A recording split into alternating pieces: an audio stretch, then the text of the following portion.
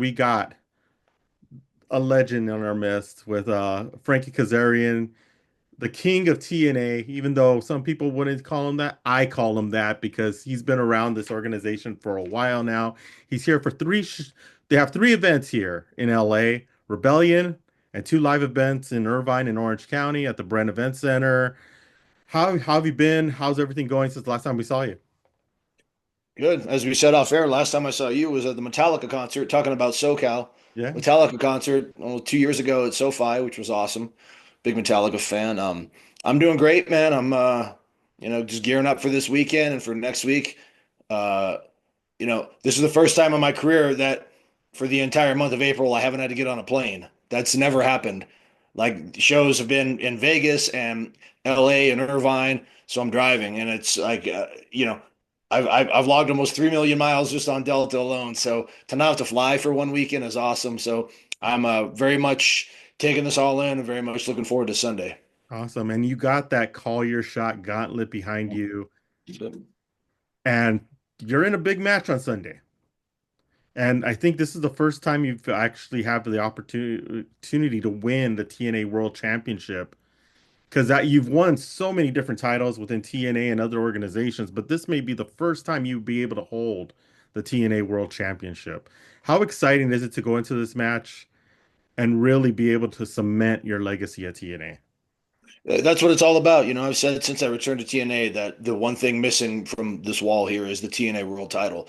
And throughout my time in TNA, I've only had the opportunity to fight for the world title a handful of times, especially when you compare, my peers that have had a lot more opportunities. So this one is extra special for me because it is in Los Angeles, because I earned this shot last October, going through 19 of the best TNA has to offer in the Bound for Glory Call Your Shot match. And yeah, for me, all the stars have aligned. It's everything that I've done has led me to this Sunday at the Galen Center for Rebellion, and it's a very much a full circle moment. And to be able to win the TNA World Title, just mere blocks away from where I grew up watching wrestling as a little kid, would mean more to me than I could say. Yeah, and you got two opponents with you, with Yep. Joe Hendry, who's the current TNA heavyweight champ, and Ethan Page, who you're very familiar with Yep. and traveled around.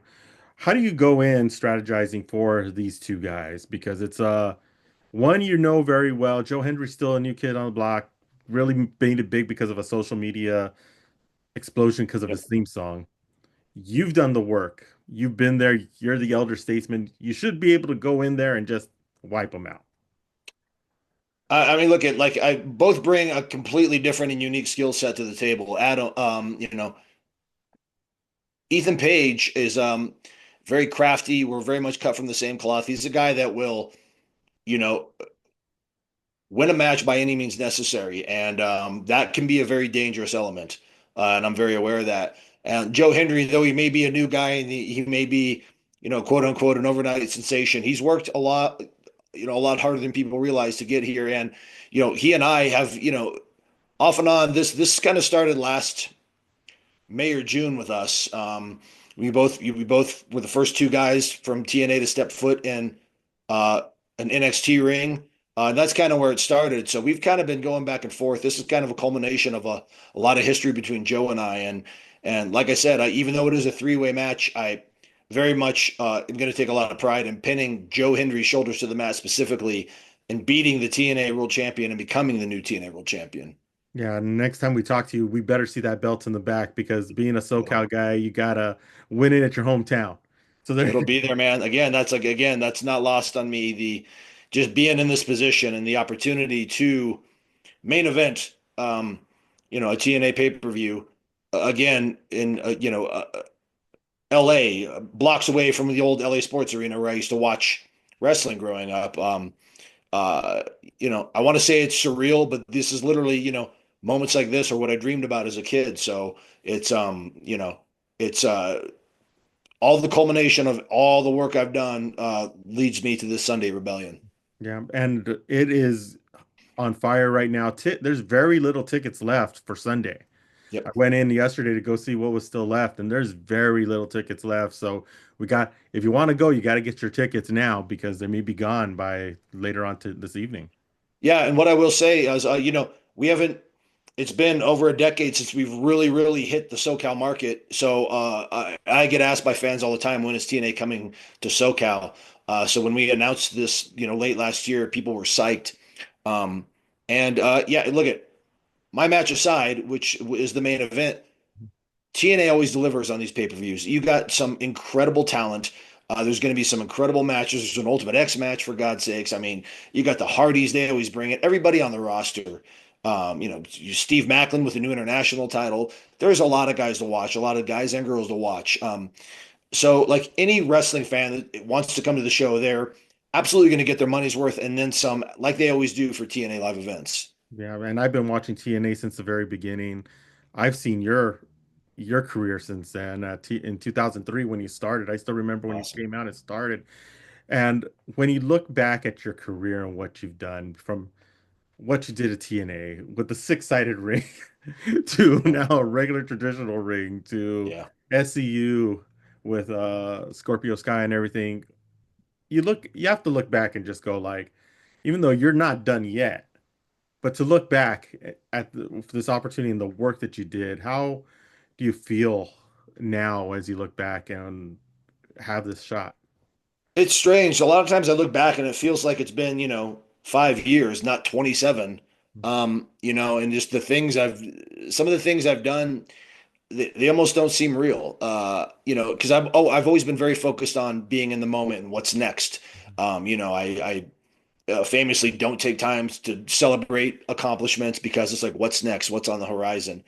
Um, but as I get to this stage of my career and in my life, I do look back and I'm reminded by so many fans, about, the early TNA matches, the early days of the Ultimate X, myself and Christopher Daniels as a team, SCU, like, all these things, all these different chapters. And it's just, you know, I look back on all of it with fondness, like even the bad times and the dark times, like I survived it.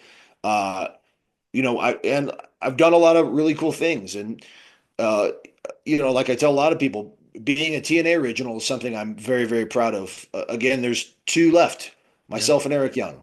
Mhm. That's it in terms of TNA originals that are still here, still flying the flag for this company. So I mean, I'm proud of all of it, man. Like, you mentioned SEU; those guys are my brothers forever. The early TNA days, the bond that I formed with guys like Chris Daniels and Samoa Joe and AJ Styles, Motor City Machine Guns, like those guys are all my brothers, and they will be forever. So I'm, in a small way, I'm doing this all. I'm winning this belt for all of them this weekend as well. Yeah, I only got a couple questions left. Worries. Definitely want to touch on the NXT bring coming in and this infusion. What are your thoughts about it? Because it's actually, to me, it seems like it's bringing a new fan base who never saw TNA before and really growing the product. How has it been for you for this collaboration between that? Yeah, I mean, so I was brought into NXT last year, and it was unexpected by me. And I have nothing but great things to say about how I was treated. They really rolled out the red carpet for me. I have a lot of friends there. I pretty much know everybody. Guys wrestling and people behind the scenes and coaches. So it was really good to see a lot of people I haven't seen in a long time. And yeah, it's certainly this collaboration with WWE and TNA and NXT. It's certainly brought a lot more eyes onto the TNA product, which is always good, always beneficial. That's what I want to happen. Um, and this is something 5 years ago that was unheard of. 10 years ago, you wouldn't even speak of anything like this. It's, I grew up a comic book fan, and this is Marvel and DC in the same universe. Yep. Which, those who don't get the reference, it's just like mind boggling, because this is just wrestling was a very closed off business for a long time. It was like WWE existed on its own, TNA existed on its own, all these other organizations. And now to see this intermingling and to see, TNA wrestlers on NXT, NXT wrestlers on TNA, TNA wrestlers in WrestleMania, it kind of feels like a fever dream at points. Mhm. Yeah, exactly. And before I let you go, I definitely have to ask if you were to change up your theme song now, and you're able to ask any band in the world to do your theme song, who would it be and which song? I mean, it's got to be Metallica. I mean, I'm very, having said that, my theme song now, Kings of the Asylum by Phil Campbell and the Bastard Sons, which Phil Campbell is the guitarist for Motorhead. So it's kind of the last lineage of Lemmy and Motorhead. I'm a huge fan of that band. I met them on the first Jericho cruise, I think. Great dudes, wrestling fans. I got their full support. So that's my song for now until the long haul. But in an alternate universe, obviously, if I could pull some strings and have Metallica, it would be, hey, James, Lars, write an original song for me. Because, I mean, those guys are still full of incredible riffs. Write Frankie Kazarian's music. I don't want to use an existing song. I want Metallica to write a song for me. I mean, that would be beyond surreal. So that would be my answer. Awesome. Awesome. Hey, Frankie, thank you so much for stopping with us. Really appreciate it. For everybody watching, don't forget to get your tickets now. You go to TNA wrestling.com, I believe it is, the website, and you could look there. They have links to get your tickets. There's still tickets available for May 1st and May 2nd. They're very good priced.